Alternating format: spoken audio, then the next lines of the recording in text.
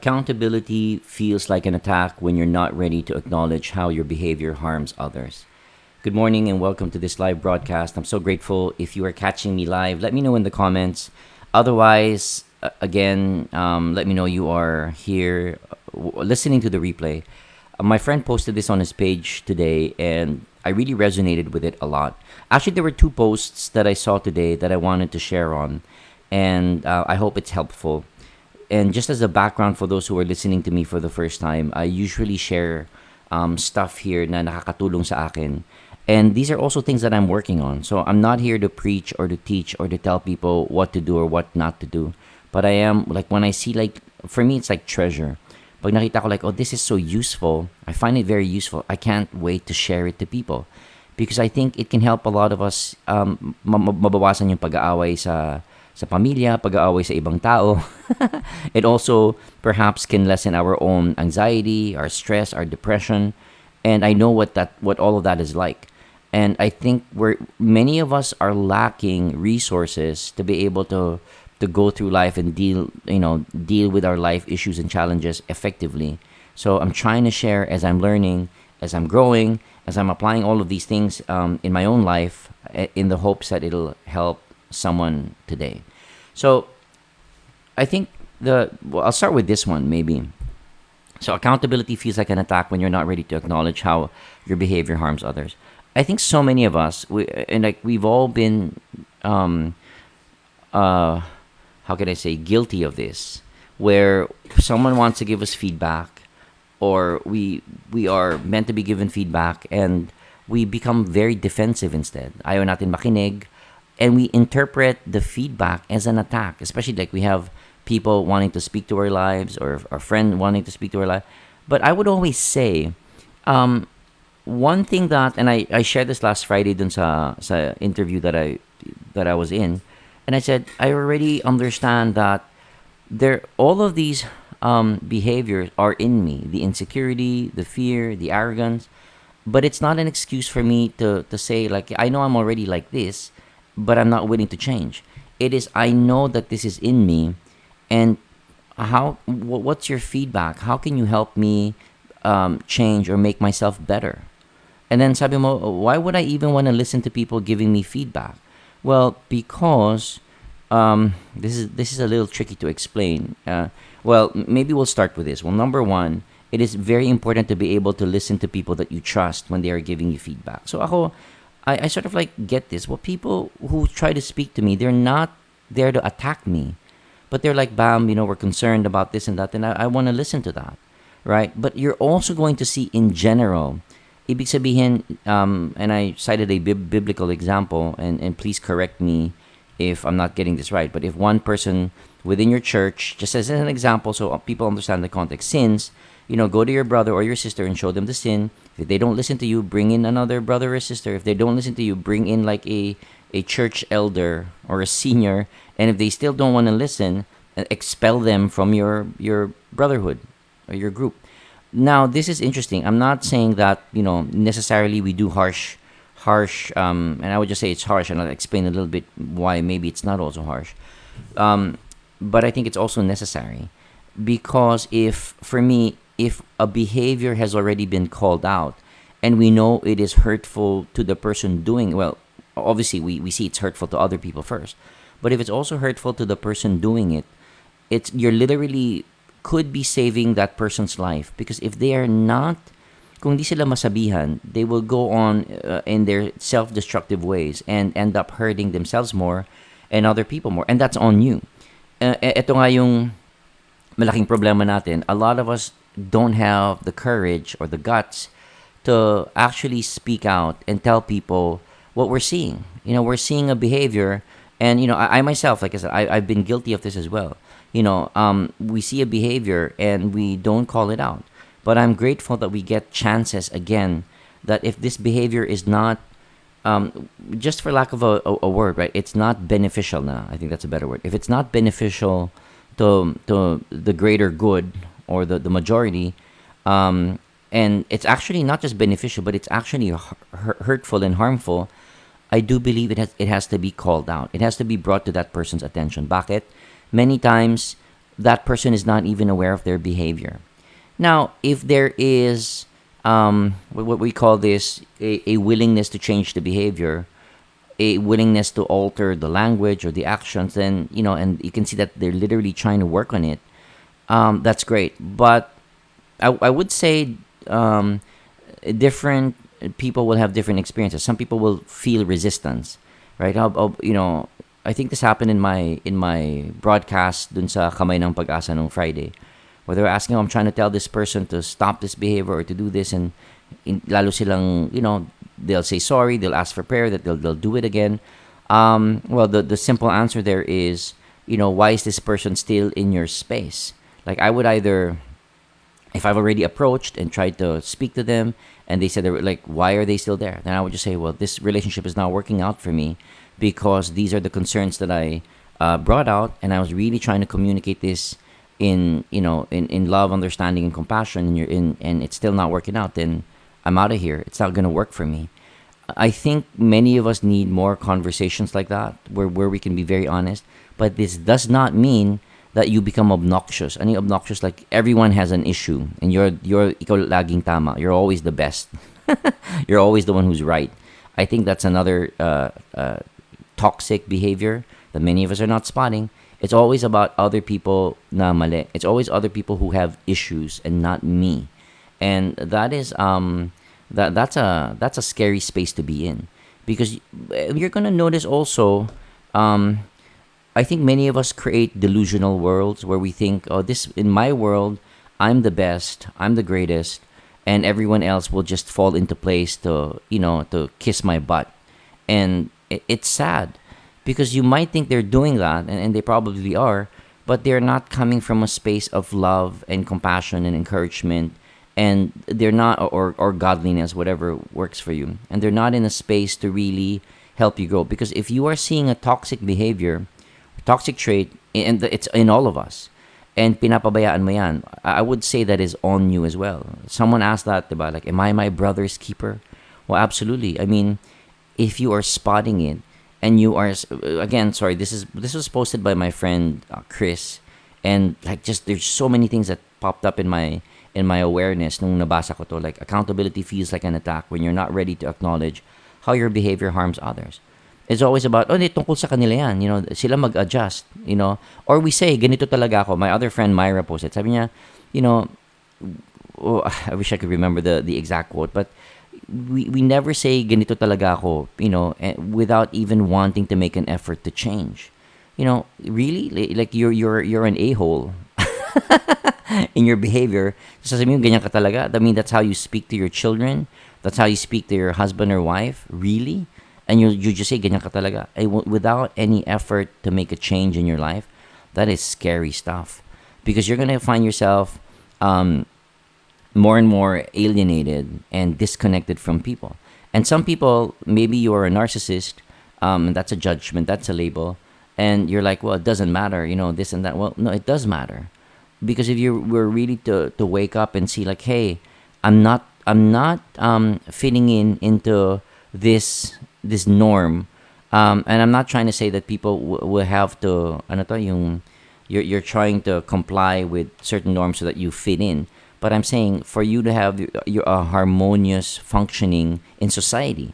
This can be seen with children, diba? Pag bata ka, like you're 2 years old, you're expected to act like a 2-year-old, but if you're already 5 years old and you're acting like a 2-year-old, mahihirapan ka na to interact with children. And this is literally in psychology, it's gonna affect your entire life if you're not able to adjust according to your age. Example, like you're 20 years old and you're still behaving like a 10-year-old. It literally will not help you function in society. And then you go into all of these, the depression and you've got to grow up. Maybe we'll put it just as bluntly as I can put it. Many of us need to grow up. But many of us refuse to grow up. And Peter Pan syndrome.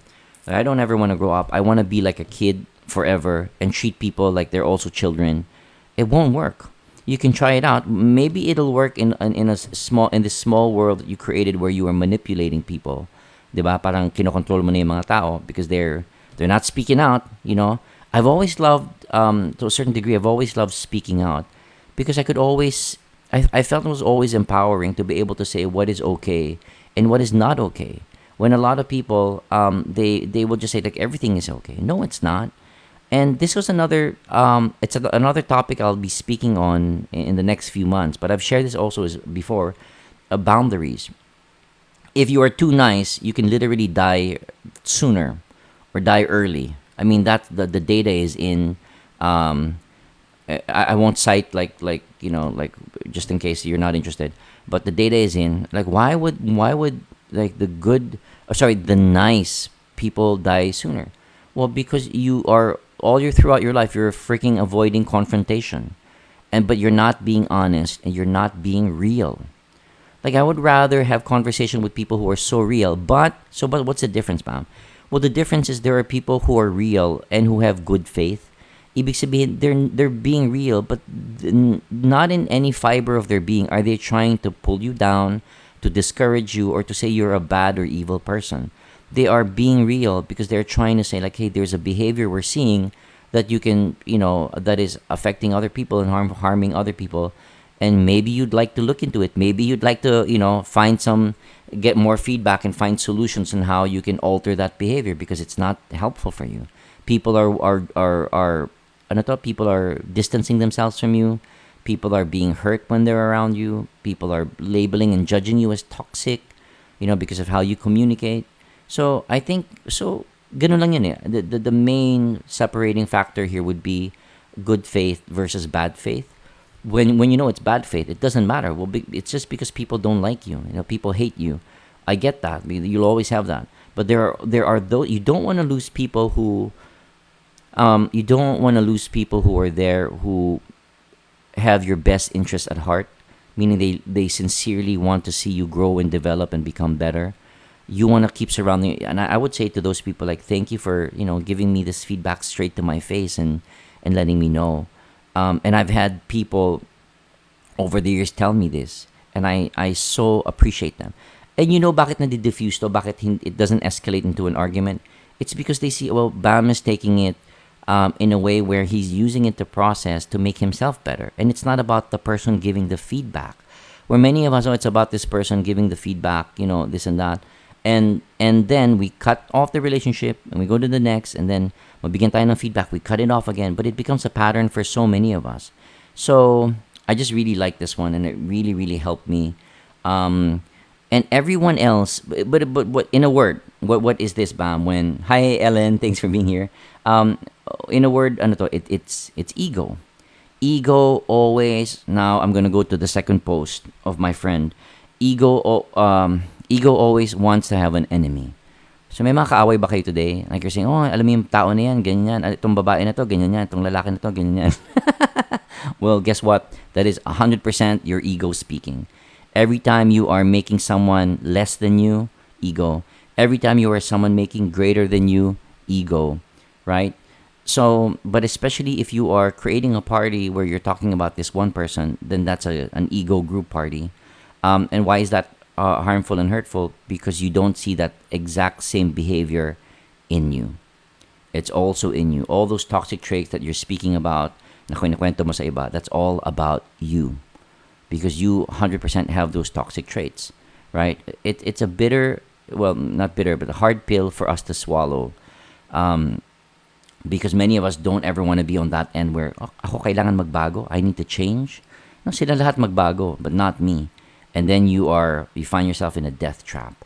It is so and being given this feedback, and working on the ego. And I'm in a class where we're studying this. We're learning more about, and I've been studying the ego for like more than 10 years. And it's tricky. But every time you try to defend something, every time this emotion of wanting to attack or defend, you already know, like, hey, this is like, versus what? Versus a healthy expression of boundaries and anger, saying, this is, your example, like, you're too near me, like, back off. Or I don't like this, like, stop, oh, I don't like how this conversation is going. And my friends over the years, I've spotted so many friends doing this. Like, I don't like how this and people have called me out on this as well. I don't like how the this conversation is going. I don't like how we're joking about this other person or that person. And like, oh my gosh, like wow. But you don't become defensive. You don't create another, chat group or group, whatever, or build your own clique or group, and then you start talking about other people. But then you just become more more immersed in your own ego and in the ego of other people, and it does not help you evolve as a human being, spiritually, emotionally, intellectually. I hope this was helpful. Oh yeah, the last thing that my friend shared was about division, and I'm not sure if I'll do another a separate post, but I just like what he was saying. It's I haven't seen anyone post about like stop creating division in our identity as Filipinos, as Americans, as Africans. I just really like what he said. Like we keep creating divisions, and we're wondering why racism is still there. Why there's still hostility amongst the different races, and why we look up on other people. It's because of conversations that we don't have, where we can see, and again it goes back to seeing as people as higher or lower than us. So I mean, for another topic maybe, but I just like what he said, that he did not agree with what was being posted, and he saw that it was divisive. I think a lot of us don't spot when and ibig sabihin ng being divisive. It means you are in a conversation and you don't know you're already being wooed to one part where we are better than others. And I really learned this from Anthony DeMello, and he says like when we start having this pride for and it's not, I'm not saying it's bad or it's wrong, but I have pride for my country. My country is better than yours. So why is that an issue? Well, because then my religion becomes better than yours. Well, then my beliefs become better than yours. Well, my my race becomes better then you see why it causes or creates havoc in the world. But it seems like it's very it seems like a very innocent remark or things that we're talking about. And any time that you go into seeing separation, so the ego loves separation. I'm better than you. I have more stuff than you. Like my country is better than you, and then automatic. But we don't see it. And I get nationalism. I get that, right? But as long as I think, and again, this is just my opinion. As long as the conversations, you're not edging other people out, which has been also the definition of ego, edging God out. You're not taking out people and creating divisions among people or within your family. And people are like, oh, there's different cliques and there are different people. I get it. Oh yeah, but bam, we like hanging out with certain people who are like us. Now we're talking about personality. I'm not speaking about that. I'm speaking about literally ill will and superiority complex, and saying that we are better. And then we're wondering, why is there racism? Why is there, anyway, sorry, I went into the second topic, but to just be able, so and I'm glad Zula is here. Belated happy birthday. I'm doing these thanks to Zula. I'm doing these interactions with a group of people in Mongolia, and I am so loving and enjoying. So Zula can hear the process, because I see people. I don't see why we're different. I just see like how we are so connected as human beings, that we are. We By the way, we were laughing so much last session. We were all laughing, and we were so connected, and we were all learning at the same time. What were you learning about? We were learning about how to be better human beings. How's that? Like, how's that in any country, in any religion, in any spiritual? If I could learn just to be a better human being, like, why is that important? Well, you have children. How would you feel if your children were treated with hatred? I'm gonna go on. I'm gonna keep going on here, and now people will say, "Oh, that's what it is." Yeah, but what if your children were taught kindness and were taught how to be better human beings, as you are working on yourself as a parent or as a human being? Then maybe there will be this virtuous cycle that will be created in the whole world, where we're now learning, and your children will see people being oppressed and they speak out against it, or they try to help people, or they try to educate, versus again more hurt, more pain being inflicted on other people. But I think the dialogue on this has to get louder. I'll end here. Thank you, Zula, for being here. It was such an amazing time. I'm actually feeling sad, just so you know. Like, I'm already looking at, I think in 5 more sessions we're ending. I'm just enjoying so much the smiles and the connection and the emotions also. I mean, the last two ones were very emotional. But yeah, but I am grateful that the goodness and the kindness that we're all learning in class will be shared to men and women, for people that they'll be meeting for the first time. And if they could just at that moment, just one moment, be able to give, a presence of love and encouragement for one person, then our job would have been, done, well done. And I'm excited. So I mean, I'll end here. Thank you so much, everyone, for tuning in. I hope this topic helped someone out today. Um, and you never stop working on yourself. Like, you do this continuously. You'll make mistakes. You won't be perfect. I share that every time I coach, every time that I speak out. Or yeah, coaching slots are open still. Unbounded happening next week, April 16, 17, 18. This is the stuff we talk about. This is the stuff we work on. You want to be part of it, send me a message. You need coaching support, send me a message. Might be for you, might be for someone else. God bless you guys, and I'll see you again soon.